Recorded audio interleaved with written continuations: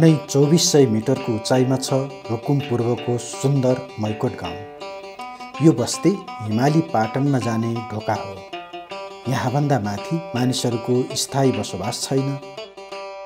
मानिसको बाक्लो उपस्थिति हुने यो बस्ती जस्तै मैकोट होमस्टे पनि अहिले सुनसान छ। यहाँका अधिकांश मानिसहरू वैशाख महिनाको अन्तिमतिरै उकालो लाग्छन्। मैकोटबाट उकालो लागेपछि सुरु हुन्छ खर्क, चरण र जडीबुटी पाइने क्षेत्र।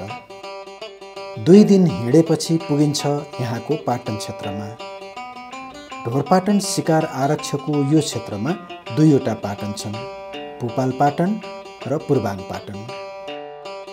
पुथा उत्तरगङ्गा गाउँपालिकाको वडा नम्बर 1 र 2 का बासिन्दाहरू वर्षेनी पालै पालो यहाँका 2वटा पाटनमा जान्छन् यार्सा गुम्बा सङ्कलनका लागि। मैकोटका मानिसहरू यो वर्ष पूर्वाङ पाटनमा छन्। उनीहरूको दैनिकी उज्यालो नहुँदै सुरु हुन्छ। आज भने बिहानी पखको पानी र हिमपातका कारण मानिसहरू केही ढिलो गरी शिविरबाट निस्कँदैछन्।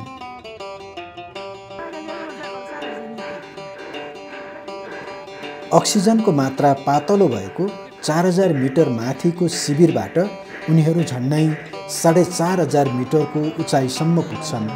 बाटोमा भेटिएका देउरालीमा ढुङ्गा चढाउँदै हिँड्छन्, यार्सा गुम्बा बढी पाउने कामना गर्दै। बसेको ठाउँबाट लगभग 2 घन्टा उकालो हिँडेपछि मात्रै पुगिन्छ यार्सा गुम्बा पाइने ठाउँमा। भिरालो र चिसो हिमालमा 4 हात खुट्टा टेकेर एकोहोरो भुइँमा हेर्ने काम त्यति सजिलो छैन।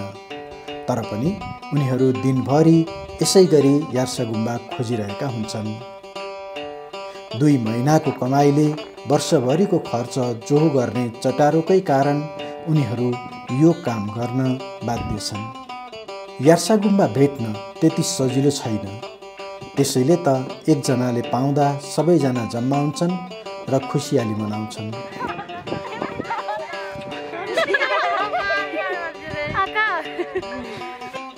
हिउँ पग्लेसँगै जमिन बाहिर निस्किएको च्याउको टुप्पो नै हो यार्सा गुम्बा चिन्ने एकमात्र उपाय।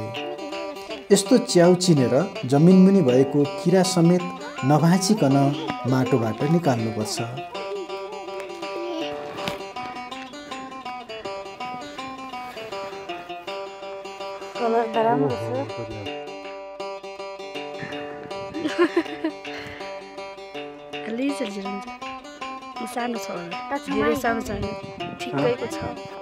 रङ र आकार अनुसार यसको मूल्य पनि फरक हुन्छ।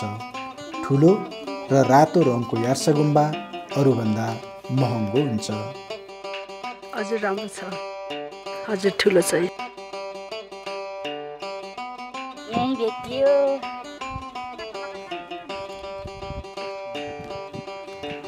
कस्तो छ, राम्रो छ कि कस्तो छ?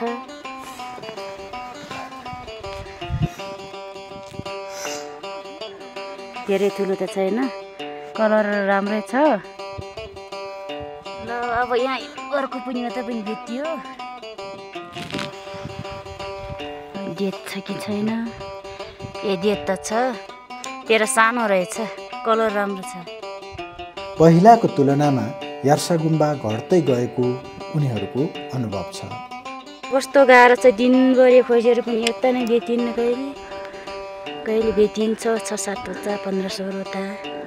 पहिला त धेरै बढी हुन्थ्यो, सर पाउँथ्यो।